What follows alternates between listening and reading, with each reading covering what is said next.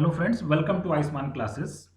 तो आज से देखिए हम लोग DSSS TGT मैथ्स का जो एग्ज़ाम हुआ था फीमेल कैंडिडेट्स के लिए 2018 में ऑनलाइन जो एग्ज़ाम हुआ था उसका सोल्यूशन मैं स्टार्ट करने वाला हूं। ठीक है, जो मेल कैंडिडेट वाला पेपर था उसमें कुछ लेक्चर्स मैं ऑलरेडी अपलोड कर चुका हूं, जिसका लिंक मैं डिस्क्रिप्शन बॉक्स में वीडियो के नीचे जो दे दूंगा। ठीक है, तो आप वहां से जो उनको भी देख सकते हैं। अच्छा, इन वीडियो को बनाने का मकसद सिर्फ इतना नहीं है कि आपको सिर्फ सॉल्यूशन प्रोवाइड करवा दिया जाए या उस क्वेश्चन का आप सॉल्यूशन जान लें, क्योंकि जरूरी तो नहीं है कि क्वेश्चन आपका फिर से रिपीट करे।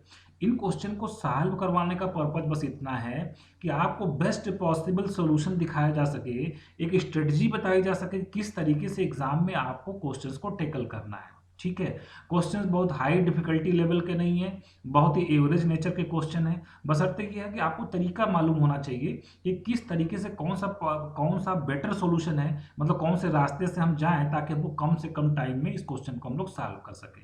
तो ये सारी चीज़ें मैं आपको इन लेक्चर्स के थ्रू सिखाऊंगा, तो आप जरूर देखिएगा, एक भी लेक्चर को आप मिस नहीं करिएगा।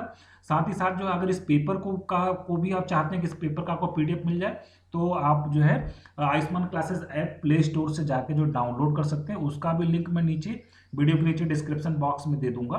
तो आप आयुष्मान क्लासेस ऐप डाउनलोड करके उसमें एक रजिस्ट्रेशन करके DSSS TGT maths male candidate वाले और फीमेल कैंडिडेट का और साथ ही साथ सिलेबस आप वहां से डाउनलोड कर सकते हैं। ठीक है, वीडियो पसंद आएगा तो एक लाइक का बटन दबाना नहीं भूलिएगा। चैनल को अभी तक सब्सक्राइब नहीं किया तो सब्सक्राइब जरूर कर लेंगे।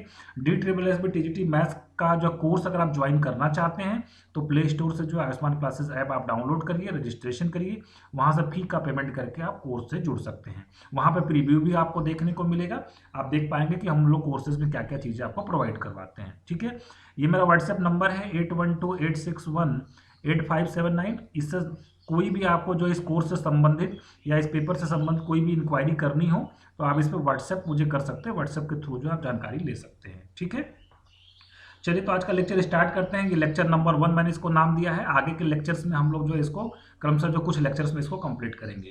और आपको मालूम होगा कि इसमें 200 क्वेश्चन आते हैं, जिसमें जो मैथमेटिक्स का पोर्शन 100 क्वेश्चन होता है। 100 में 90 क्वेश्चन आपके जो क्वेश्चंस होते हैं, 10 क्वेश्चन पेडागोजी से संबंधित होता है। ठीक है, चलिए फर्स्ट क्वेश्चन सॉल्व करते हैं हम लोग। हमारा पहला क्वेश्चन है, solve the equation x³ - 13x² + 15x + 189 is equal to 0 being given that one of the roots exceeds another by 2। कहा जा रहा है कि एक रूट दूसरे से 2 ज्यादा है। अब चलिए हम पहले इस क्वेश्चन को हम लोग ऑप्शंस पे अगर आप नजर डालिए तो देखिए 3 अगर 7 और 9 में देखिए 2 का गैप है, लेकिन क्या -7 में हम लोग 2 ऐड करेंगे तो -9 आएगा? नहीं आएगा, तो ये गलत होगा। ठीक है, 7 में 2 ऐड करेंगे तो 9 आएगा, सेकंड हो सकता है।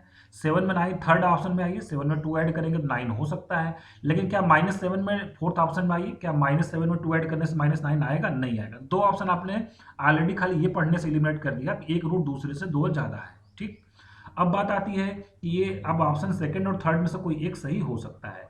तो अब हम लोग देखिए, अगर इसके y कोऑर्डिनेट और z कोऑर्डिनेट की बात करें तो 7 और 9 तो सेम ही है। ठीक है ना, इसमें कोई दिक्कत वाली। तो अब बात डिपेंड इस पे करेगा कि 3 सेटिस्फाई करेगा या -3 सेटिस्फाई करेगा, कौन इक्वेशन को सेटिस्फाई करेगा। तो चलिए मैं -3 रख कर देख लेता हूं।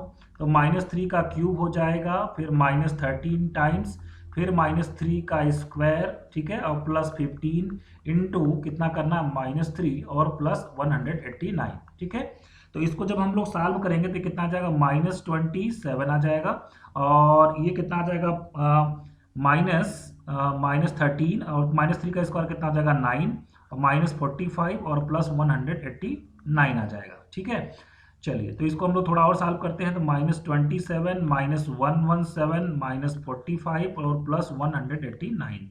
तो ये जो माइनस वाली चीजें हैं इसको आप अगर इकट्ठा करेंगे, मतलब उसको आप ऐड करेंगे, तो ये आ जाएगा -189 और +189 इज इक्वल टू 0। इसका मतलब -3 इसको सेटिस्फाई कर रहा है, तो इसका मतलब 3 तो सेटिस्फाई नहीं करेगा। इसका मतलब सेकंड ऑप्शन इसका क्या हो जाएगा, करेक्ट हो जाएगा। तो इस क्वेश्चन को आपको बिल्कुल भी सॉल्व करने की आवश्यकता नहीं थी, डायरेक्ट जो है 10 सेकंड में 15 सेकंड में इसको ऑप्शन से आप कर सकते थे। दूसरा क्वेश्चन डायरेक्ट जो है आपका है, स्टेटमेंट है, there is a rational number between any 2 rational number. 2 rational number के बीच में निश्चित रूप से कम एक रेशनल नंबर जरूर और आप निकाल सकते हैं। मतलब ए और बी अगर 2 रेशनल नंबर हैं तो इनके बीच में एक और रेशनल नंबर जरूर एग्जिस्ट करता है। इस तरह की प्रॉपर्टी का नाम क्या होता है? ठीक है, पहला आर्किमिडियन प्रॉपर्टी। देखिए आर्किमिडियन प्रॉपर्टी तो नहीं होता है, इनइक्वालिटी नहीं होता है, मीन प्रॉपर्टी नहीं, इसको हम लोग क्या बोलते हैं, डेंसिटी प्रॉपर्टी बोलते हैं। तो थर्ड ऑप्शन आपका करेक्ट हो जाएगा। ठीक है, नेक्स्ट क्वेश्चन देखिए इंपॉर्टेंट है, लीनियर अलजेब्रा से संबंधित है क्वेश्चन आपका, ठीक है, वेक्टर स्पेस से संबंधित है। कहा जा रहा है which of the following set of vectors in R cube are linearly independent. देखिए एक बहुत ही आसान तरीका मैं बता देता हूं आपको चेक करने का। लीनियरली इंडिपेंडेंट जब भी आपको चेक करना है तो जो भी आपको वेक्टर्स दिए गए उसको आप डिटर्मिनेंट में लिखिए आप उसको, ठीक है। जैसे मैं पहला लिखता हूँ तो 1 0 0, ठीक है, 1 0 0 0 1 0 और 1 1 0, ठीक है। अब इसका डिटर्मिनेंट आप निकालिए, इसका डिटर्मिनेंट निकालते हैं, फर्स्ट रो के लॉन्ग एक्सपेंड करेंगे तो 1 इंटू कितना हो जाएगा 0 माइनस 0, मतलब कितना आ गया 0 आ गया। तो 0 आ गया, इसका मतलब ये जो तीनों वेक्टर हैं हमारे वो कैसे हैं, लीनियरली डिपेंडेंट हैं, लीनियरली डिपेंडेंट है। लेकिन मुझे क्या पता करना है, मुझे लीनियरली इंडिपेंडेंट पता करना है। इसका मतलब उसका डिटर्मिनेंट नॉन जीरो आना चाहिए। चलिए सेकंड के लिए यहीं पे मैं बना देता हूं, सेकंड के लिए क्या क्या है 1 0 0 0 1 0, ठीक है, 0 0 1। बड़ा ही आसान नंबर भी इन्होंने ढेर सारे जीरो भी दे दिए ताकि आप डिटर्मिनेंट को आसानी से निकाल पाए। फर्स्ट रो के लॉन्ग एक्सपेंड करता हूं तो 1 इंटू ये रो छोड़ देना, एक कॉलम छोड़ देना, क्या मिलेगा 1 मिलेगा। तो कुल मिलाकर कितना आ गया 1 which is not equal to 0, है ना, which is not equal to 0। इसका मतलब ये क्या है, तीनों वेक्टर कैसे हैं, लीनियरली इंडिपेंडेंट है, ठीक है। तो सेकंड हो गया लीनियरली इंडिपेंडेंट। थर्ड की बात कर लेते हैं हम लोग। तो थर्ड हमारा क्या है 0 1 0 0 1 0 1 0 1 और कितना है 1 1 0 है, ठीक है। इसको भी हम लोग एक्सपेंड करते हैं फर्स्ट रो के लॉन्ग, तो माइनस 1 इंटू कितना आ जाएगा, इसको छोड़ दिया, इसको छोड़ दिया, कितना आएगा 0 माइनस 1, ठीक है। तो कुल मिलाकर कितना आ गया plus 1 which is not equal to 0। तो ये भी हमारा कैसा हो जाएगा, लीनियरली इंडिपेंडेंट हो जाएगा, ठीक। और फोर्थ नंबर की अगर हम लोग बात कर लें तो फोर्थ नंबर में क्या है हमारा 0 0 1 है, 0 1 0 है और कितना है 0 1 1 है। इसको भी फर्स्ट रो के लॉन्ग एक्सपेंड करेंगे तो 1 इंटू कितना हो जाएगा 0 मिल जाएगा, मतलब कुल मिलाकर 0 हो गया। तो ये क्या हो जाएगा, लीनियरली डिपेंडेंट हो जाएगा। तो एक तो थर्ड वाला है और एक तो आपका सेकंड वाला है ना। तो यहाँ पे ऑप्शन आपका जो इस तरीके से बनाया गया, तो फर्स्ट और सेकंड है, सेकंड और थर्ड है, थर्ड और फोर्थ है, फर्स्ट और फोर्थ है। तो सेकंड और थर्ड वाला ऑप्शन करेक्ट हो जाएगा। वो ऑप्शन मैंने यहाँ पे नीचे नहीं लिखा है, तो आप उस तरीके से आप समझ लीजिए कि सेकंड और थर्ड आपका क्या हो जाएगा, लीनियरली इंडिपेंडेंट हो जाएगा, ठीक है। तो बहुत ही आसान क्वेश्चन है, चलिए आगे बढ़ते हैं। कहा जा रहा है HCF of highest common factor of 143 and 481 is written in the form of 143m plus 481, then the m and n are equal to what। तो देखिए m और n की वैल्यू पूछ रहे थे, n तो इन्होंने बता ही दिया था कि सभी ऑप्शन में 3 ही है, तो n की वैल्यू तो 3 हो गई, ये पक्का हो गया। चलिए फटाफट हम लोग 481 का और 143 का एचसीएफ डिवीजन मेथड से निकाल लेते हैं हम लोग, ठीक है। तो कितने टाइम्स में जाएगा, ये 3 टाइम्स जाएगा और यहाँ पे हमारे पास कितना आ जाएगा 429 आ जाएगा। फिर रिमाइंडर हमारा कितना बचेगा 52, 52 से हम लोग किसको डिवाइड करेंगे 143 को डिवाइड करेंगे। कितने टाइम्स जाएगा 2 टाइम्स जाएगा, 104 बचेगा यहाँ पे और रिमाइंडर आपका कितना बचेगा, रिमाइंडर आपका 39 आ जाएगा। 39 से हम लोग 52 को डिवाइड करेंगे तो 1 टाइम्स जाएगा और यहाँ पे रिमाइंडर कितना बचेगा हमारे पास 13 बचेगा और 13 से अगर हम लोग 39 को डिवाइड कर लेंगे तो 3 टाइम्स जाएगा। तो हमारा जो एचसीएफ आ गया वो कितना आ गया 13 आ गया। अब देखिए एचसीएफ आ गया 13, इसको किस किस फॉर्म में लिखना है 143 इंटू एम और प्लस 481 एन तो पता हो गया ना आपको, सभी ऑप्शन देके 3 ही दिया है, मैं डायरेक्ट यहाँ पे 3 पुट कर लेता हूँ, ठीक है। तो यहाँ पे ये कितना आ जाएगा 13 आ जाएगा और इसको आप मल्टीप्लाई करेंगे इसको तो ये कितना देगा तो 1443। तो इधर लेफ्ट में ले लेते हैं -1443 is equal to right hand side में हमारे पास कितना आ जाएगा 143 एम आ जाएगा, ठीक है। तो लेफ्ट में कितना बचेगा -1430 और राइट हैंड में बचेगा 143 एम। तो यहाँ से एम की वैल्यू कितनी आ जाएगी 10 आ जाएगी। तो -10 और 3, इसका मतलब कौन सा ऑप्शन करेक्ट हो जाएगा, थर्ड ऑप्शन हमारा करेक्ट हो जाएगा, ठीक है। नेक्स्ट क्वेश्चन, क्वेश्चन नंबर 5 क्या है, बाई व्हाट नंबर 2 की power -6 divided by 3 be divided that the quotient is equal to 3 की पावर -6 बाई 2। कहा जा रहा है हमसे कि अगर इस जो हमारा नंबर है 2 की पावर -6 डिवाइडेड बाई 3, ठीक है, 2 की पावर -6 मैं यहाँ पे लिख देता हूँ इस तरीके से, 2 की पावर -6 बाई 3 को किस नंबर से डिवाइड किया जाए कि जो हमारा कोसेंट आएगा वो कितना आएगा 3 की पावर -6 बाई 2 आएगा और डिवाइड हो जाएगा, मतलब रिमाइंडर तो 0 बचेगा। तो यहाँ वाला नंबर आपसे पूछा जा रहा है, ठीक है।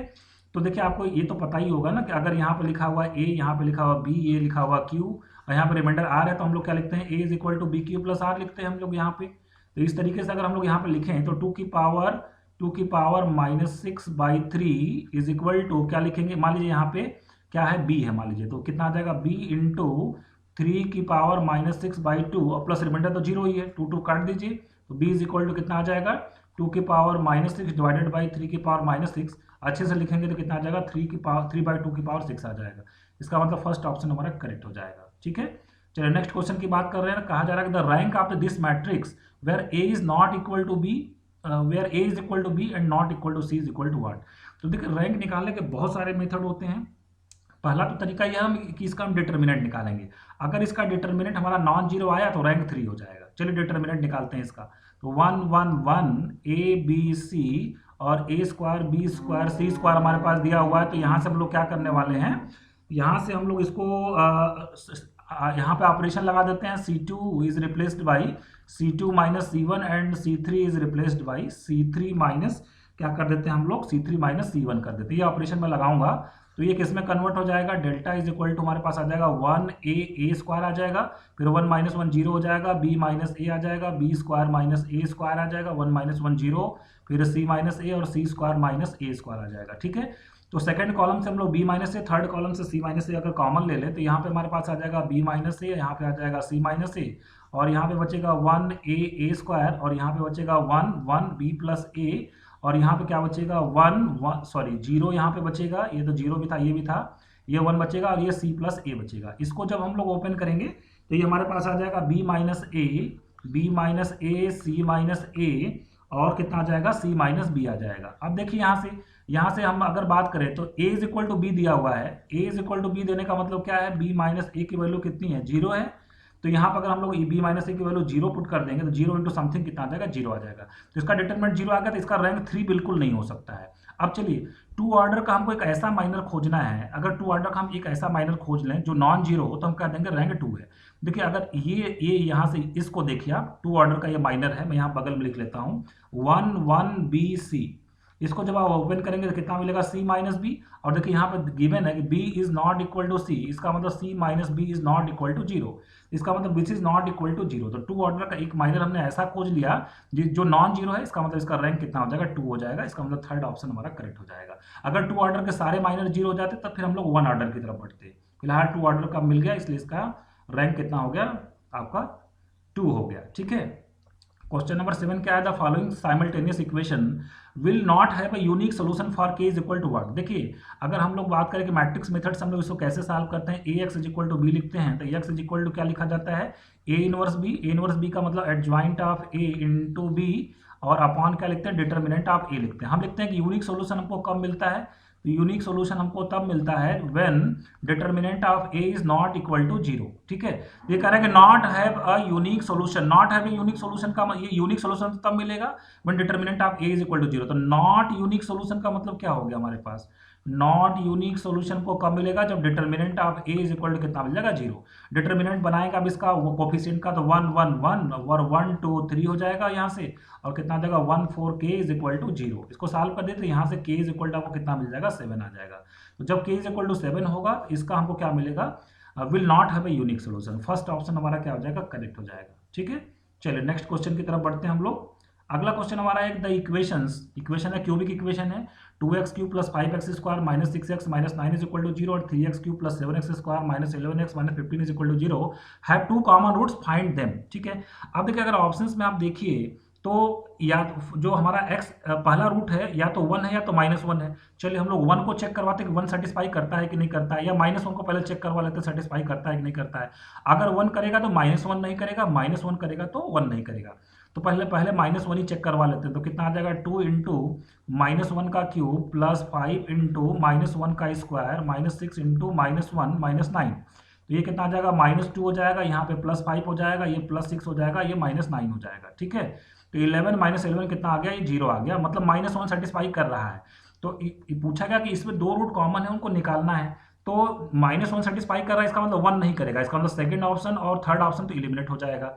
अब बचा कि -1 फर्स्ट ऑप्शन और फोर्थ ऑप्शन में से कोई एक करेक्ट होगा, जिसमें से -1 को तो आपने चेक कर लिया। अब हम लोग -3 को चेक करते हैं। तो 2 इंटू कितना हो जाएगा, -3 का क्यूब और प्लस 5 इंटू कितना हो जाएगा, -3 का स्क्वायर प्लस 6 इंटू कितना हो जाएगा, -3 इंटू -9। इसको सॉल्व करेंगे तो कितना आ जाएगा, -27 इंटू 2 -54, 9 और इंटू 5 कितना आ जाएगा 45 और प्लस कितना आ जाएगा 18 -9। इसको करेंगे हम लोग तो कितना आ जाएगा, ये आ जाएगा -63 प्लस 63 इज इक्वल टू 0। तो इसका मतलब कि फर्स्ट ऑप्शन करेक्ट हो जाएगा, तो फोर्थ ऑप्शन हमारा एलिमिनेट हो जाएगा। ठीक है, तो ये सब क्वेश्चन को आपको फैक्टराइज करने की जरूरत नहीं, डायरेक्ट इसको ऑप्शन से आप चेक कर सकते हैं within 30 seconds. Next question है question number 9, for every positive integer n की पावर 7 प्लस n की power 5/5 plus 2n³ 3 minus n/105 is an odd integer, is an integer, a negative real number, a rational number. अब देखिए सारे integer की बात की for all positive integer, तो कोई एक इंटीजर लेकर आप इसको चेक कर लीजिए। सबसे आसान positive integer n is equal to 1 है, आप इसमें रख लीजिए तो कितना मिलेगा 1 प्लस 1/5 प्लस 2/3 मिलेगा और माइनस 1 अपॉन कितना मिलेगा 10 आपको 5 मिलेगा। ठीक है, तो इसको अगर हम लोग कैलकुलेट करें तो ये मिल जाएगा 13/7 मिल जाएगा आपको। 13/7 कैसा नंबर है, रेशनल नंबर है, इसका मतलब फोर्थ ऑप्शन हमारा क्या हो जाएगा, करेक्ट हो जाएगा। ठीक है, तो इसमें कुछ भी सॉल्व करने की जरूरत नहीं, कोई पीएमआई लगाने की जरूरत नहीं, बहुत सिंपली कर सकते हैं। देखिए नंबर थ्योरी का क्वेश्चन है, the number of factors and their sum of 360 पूछा जा रहा है। 360 के कितने फैक्टर्स होंगे और जो फैक्टर्स आएंगे उसका सम भी निकालिए। तो देखिए बड़ा आसान तरीका एक मैं बताता हूँ, ये बड़ा फेमस क्वेश्चन है और ये अक्सर DSSB में पूछा जाता है क्योंकि नंबर थ्योरी से बहुत सारे क्वेश्चन पूछे जाते हैं वहाँ पे। तो पहला काम क्या करना है, 360 के आपको फैक्टर्स करने हैं। जब 360 का फैक्टर करेंगे तो आपको मिलेगा 2³ इंटू 3 का स्क्वायर इंटू 5 की पावर 1। ठीक, अब देखिए आपको निकाला नंबर ऑफ फैक्टर्स की। अगर हम लोग बात करें नंबर ऑफ फैक्टर्स के लिए आसान तरीका मैं बता देता हूँ आपको, जो भी यहाँ पे पावर्स लगी होंगी ना सभी को +1 करके लिख दीजिए। जैसे 3 + 1 कितना हो जाएगा 4, 2 + 1 कितना हो जाएगा 3 और 1 + 1 कितना हो जाएगा 2, सभी को मल्टीप्लाई कर दीजिए, आपके नंबर ऑफ फैक्टर्स आ जाएंगे। तो कितना आ जाएगा 24। तो देखिए 24 सेकंड और थर्ड ऑप्शन में, फर्स्ट में 12 है, इनकरेक्ट है, फोर्थ में 12 है, इनकरेक्ट है। अब या तो सेकंड करेक्ट होगा या तो थर्ड करेक्ट होगा। अब पूछा जा रहा है सम निकालना है, सम निकालने का तरीका भी मैं आपको बता देता हूँ। देखिए पहले 2³ पे आप फोकस करिए। तो 2³ को करना क्या है, जो उसका पावर है ना 1 बढ़ा देना है, फिर -1 लिखना है और नीचे जो भी फैक्टर था 2 था तो 2 - 1 हम लोग लिखेंगे, फिर मल्टीप्लाई करना है। अब जो 3 स्क्वायर है ना इस पर फोकस करिए, तो उसका पावर 1 बढ़ा दीजिए, कितना हो जाएगा 3³ और -1 लिखना है और नीचे क्या लिखना है 3 - 1 लिखना है। ठीक है, और इंटू जैसे 5 की पावर 1 पे फोकस करिए तो पावर 1 बढ़ा दीजिए, 5 का स्क्वायर हो गया, फिर -1 तो लिखना ही है और नीचे क्या लिखना है 5 - 1 लिखना है। इसको सॉल्व कर दीजिए आप, तो यहाँ पे कितना आ जाएगा 16 - 1 कितना हो जाएगा 15 और 27 - 1 कितना हो जाएगा 26/2 कितना हो जाएगा 13। ठीक है, और फिर कितना आ जाएगा हमारे पास यहाँ से 25 - 24, 24/4 कितना आ जाएगा 6 आ जाएगा। ठीक है, तो 15 और ये कितना आ जाएगा into 78 which is equal to कितना आ जाएगा 1170। इसका मतलब कौन सा ऑप्शन करेक्ट हो जाएगा, थर्ड ऑप्शन करेक्ट हो जाएगा। इसका मतलब सेकंड ऑप्शन हमारा एलिमिनेट हो जाएगा। ठीक है, तो फ्रेंड्स आई होप सो आपको ने एंजॉय किया होगा इस लेक्चर को, आपको पसंद आया होगा। नेक्स्ट लेक्चर में फिर इसके आगे के सोल्यूशन को लेकर मैं फिर से उपस्थित होऊंगा। तब तक के लिए थैंक यू वेरी मच।